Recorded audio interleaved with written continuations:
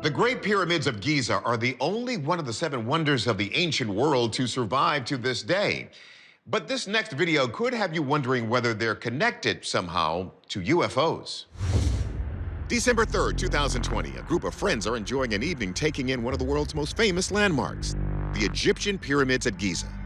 But believe it or not, it's not the 4,500-year-old monuments that grab their attention. What's in the sky above them steals the show. Take a look. The pyramids are in the bottom right corner, and 3 lights appear to be hanging in the night sky above them. Oh my God! What is going on now? The video zooms in, revealing that the largest of the lights is a diamond formation of smaller lights. It doesn't have a typical shape of a UAP that we're used to seeing, things that are round or spherical or kind of oblong. Instead, we can see a diamond formation. And then after a few seconds, these lights seem to just separate and fall down from the sky.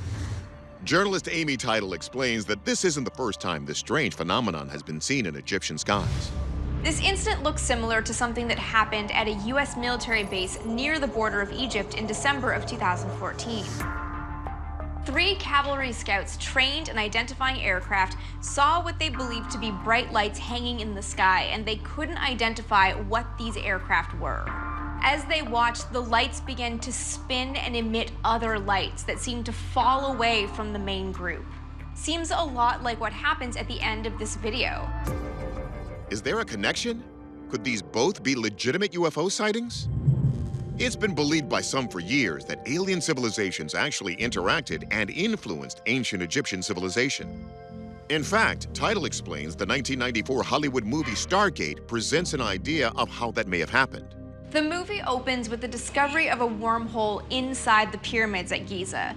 And in 2017, a team of archaeologists discovered that there is, in fact, a large empty space inside the pyramids. And some wonder if that couldn't be the wormhole or the Stargate, as predicted in the movie. Okay, while Stargate may be fiction, the tombs of the very human builders of the Egyptian pyramids have already been discovered. They are very real.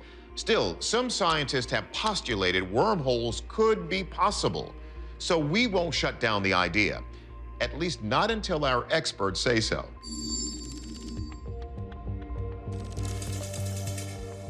We begin with Rich Hoffman of the Scientific Coalition for UAP Studies. Could this video just be a UFO hoax? If it were a fake, it'd be extremely boring. I would have UFOs zipping off in different directions and various other kinds of things to make it more interesting and more compelling. It's more like somebody recording an event that's taking place. In fact, Hoffman suspects he may know exactly what this is. Nighttime parachuters with flares. There was an event that was taking place at Giza in November 2021 called Jump Like a Pharaoh, where parachutists were jumping out of the planes over the pyramids. When parachutists jump out of an aircraft, they start to hook up, especially when they're doing demonstrations. And then they start to separate so that the parachute doesn't engage the other person. And then they start to gradually drop to the ground. However, according to aviation expert Tim McMillan, if these are parachuters, they should all be moving downward, yet some hold their position and even rise. And it turns out the Jump Like a Pharaoh event was held the month before this video was allegedly recorded. Then what about sky lanterns? Those float up, down, and use fire to do so. You could have a bunch of lanterns in a giant display, but each of them would now be totally dependent on wherever the wind takes them. However, in this, we see these independent lights that move in differing directions from each other. I would expect them all to move in a consistent pattern along with wherever the wind was carrying them. McMillan is left with one conclusion. We certainly see several behaviors by these objects that defy flight characteristics as we understand them. I have no explanation for that, and I have no clue what this is. Categorically, it is a UFO. Our verdict? Genuine UFO. Whether these lights arrive through a wormhole is still to be determined. But if you want to get a bird's eye view of the pyramids like these diamonds did, it's not too late. Grab a parachute and get moving. The Jump Like a Pharaoh event happens every year. It's May 2022 in Carbondale, Colorado. Local resident Richard Wampler has set up his telephoto camera on the top of a nearby hillside to observe a total lunar eclipse. So as I was looking through the viewfinder, suddenly I saw a green light come into the picture and start moving fast across the screen. Take a closer look. Just after the eclipse, Richard captured a series of 5 photos showing a long green object approaching and then seemingly passing the moon in only a matter of seconds. Who knows what it is, but this is really quite unique because of its elongated size. Richard isn't the only one of our viewers who's gotten photos of an anomaly during a lunar eclipse. During the eclipse of September 2015, Paul Garson snapped this pic of a V-shape in the skies over Los Angeles. As I look up, I see this cloud. Then suddenly the cloud dispersed, and emerging from the cloud was this object, slowly gliding through the air without a sound. If that wasn't strange enough, there's this odd laser-like line seeming to shoot at the craft. In my opinion, it was one of our Star Wars satellites firing a laser at it. As for why Richard and Paul happened to see what they saw, one theory involves a web of lines that crisscross the globe connecting ancient markers like Stonehenge or the Great Pyramids. Some argue that these ley lines connecting these monuments contain rivers of supernatural energy that can attract phenomenon from spirits to Sasquatch. And as science writer Amy Title points out, even aliens. Some believe that if you live on one of the Earth's ley lines, there's an increase in electromagnetic energy during an eclipse, which can be a boost for alien sightings.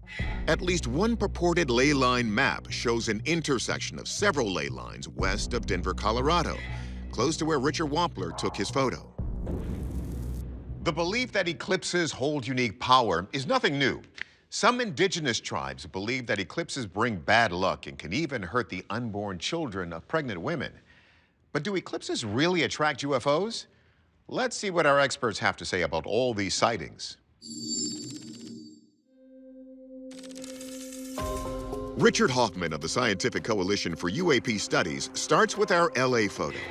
Does its distinctive shape resemble known aircraft? There are aircraft that we have in development, like the F-117, that are basically V-shaped, but the size of it would be enormous. And I do not think that we have any aircraft that are miles long that would be up there and contriving this. But Hoffman thinks this does have something to do with an airplane, or even multiple planes. It looks like you have aircraft, and they create what they call a canal cloud. Canal clouds, also called hole punch clouds, can form when a plane punches through a layer of altocumulus clouds, causing supercooled water droplets to suddenly evaporate or form ice crystals, leaving strange shapes, sometimes mistaken for UFOs. And then the laser-like thing is nothing more than a contrail at a higher altitude from another aircraft that was heading generally the same direction. Okay, so if 2 cloud-busting planes could have produced the LA photos, what about Richard's photos of that green streak in Colorado? Could it be something as simple as a satellite?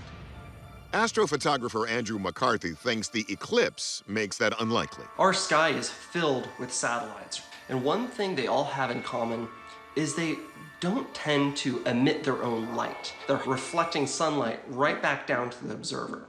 Now, during a lunar eclipse, the shadow of Earth is projected right towards the moon.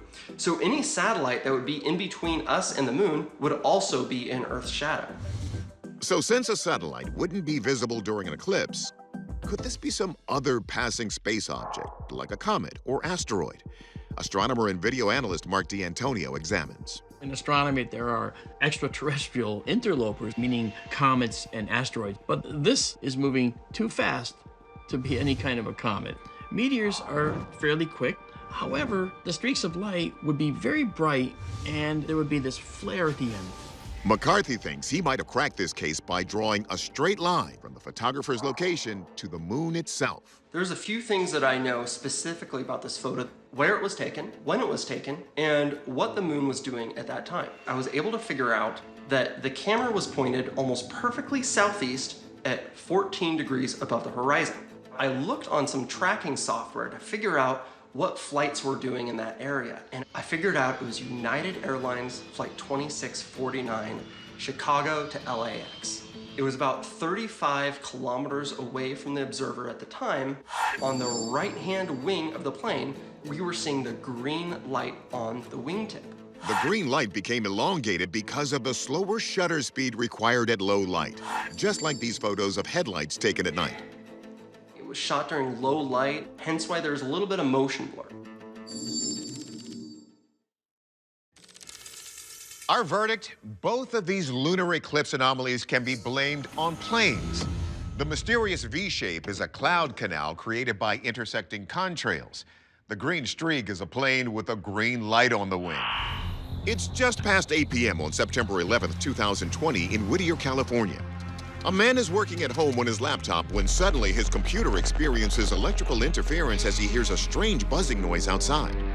He decides to check the footage from his surveillance system, and that's when he sees this. A bright light shoots up into the sky. Let's see that again. Look behind the trees as a sudden flash is followed by a spherical light shooting upward. Then, suddenly streaks of light and shadow crisscross the neighborhood, followed by a bright flash and car alarms going off. Wait a minute, bright lights, electrical interference, and buzzing noises? According to journalist MJ Banias, many believe these are all classic signs of something from another world. We have in a lot of UFO stories that they use some sort of electromagnetic frequency for their propulsion, interfering with the electrical systems of automobiles or homes or your cell phone. And in this video, we see the car alarm going off and we see a disruption on camera. If this was an electrical alien attack, Banias says it might not be the first time. There's a famous UFO case in 1957 from Levelland, Texas, where a lot of people reported seeing strange UFOs flying over the town and causing issues with automobiles, electronic equipment, and just electrical systems in general. But Banias also notes that there was a telltale sign in this experience of something more ominous than just a visiting UFO.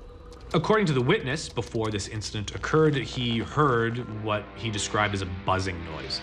We do have within the UFO lore that people do hear strange noises before an alien spaceship is able to somehow beam them up, and buzzing is often one of them. Energy bursts from outer space disrupting civilizations? Oh, yes.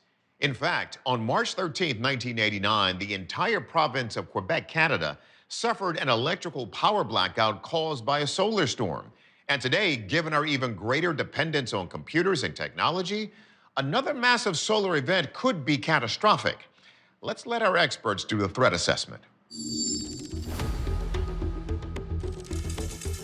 We begin with astrophotographer Andrew McCarthy.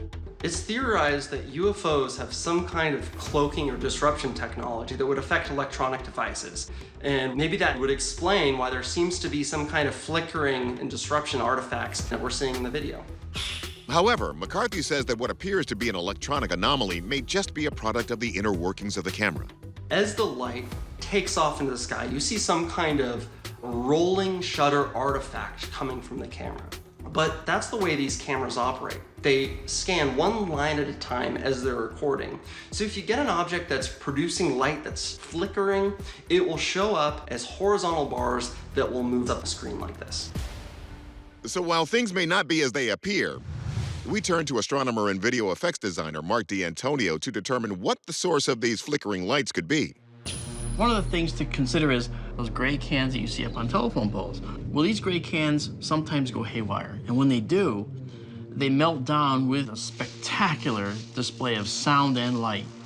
And there's a loud buzzing, and that's the sound of a transformer melting down.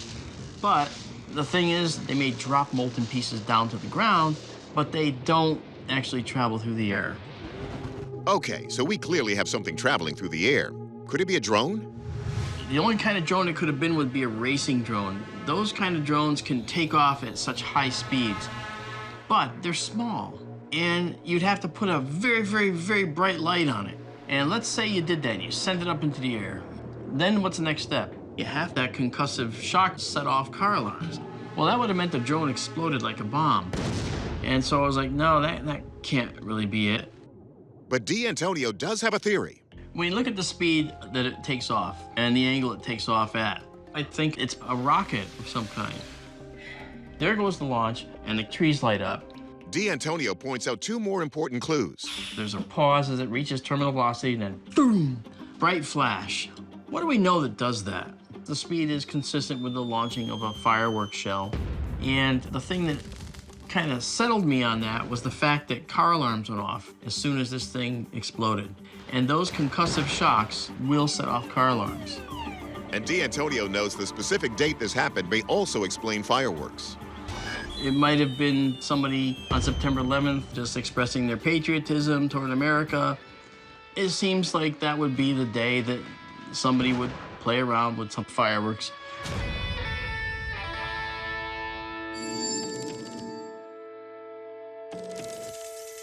Our verdict, we're going with fireworks. So for now, it's safe to say that aliens aren't trying to hack our computers and technology, but you may want to invest in some earplugs.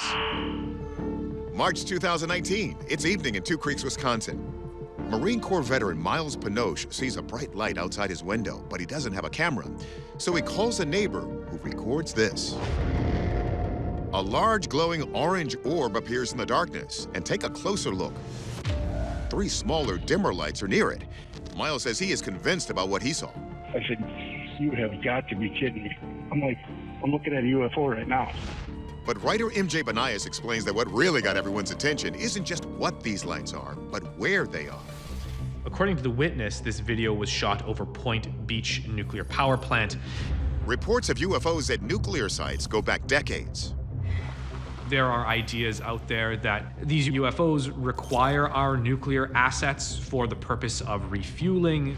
The other theory is that whatever is piloting the UFOs is monitoring our nuclear development, as if we are sort of animals in a zoo and the UFOs are keeping track of the technology level we're at. Galactic zoo theory would explain why UFOs might observe without fully revealing themselves. They don't want to disturb their pet's habitat. And it would explain their fascination with nuclear facilities. They're interested in how we use these new toys. In fact, Banias says the most infamous incident occurred in 1967 at Malmstrom Air Force Base in Montana, a launch site for nuclear missiles. In the Malmstrom case, we have guards outside the facility. Suddenly, this red light appears over the base, and one by one, the nuclear missiles start getting turned off. So the launch capability was removed, and the entire system died. In fact, despite being nearly 50 years old, the Malmstrom incident became a hot topic during the May 2022 congressional hearings on UFOs. A glowing red orb was observed overhead. I'm not commenting on the accuracy of this. I'm simply asking you whether you're aware of it and whether you have any comment on the accuracy of that report. I have heard stories. I have not seen the official data on that. It's that infamous 1967 Malmstrom incident that's got so many people worried about UFOs and nukes. And now we have an orangish light over the Point Beach nuclear facility. But what is it? Let's see if our experts can decide.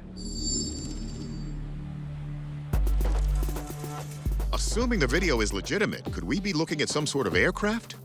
Nuclear plants, nuclear facilities, they are protected airspace. These are for very obvious reasons, restricted areas where people aren't supposed to fly. You wouldn't normally see a commercial airline flying over a nuclear facility as part of its conventional flight path. Drone and helicopter falls into that same category.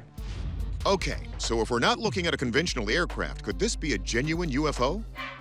During the Malmstrom incident, airmen did report lights streaking directly above them, which then stopped and changed directions at high speed.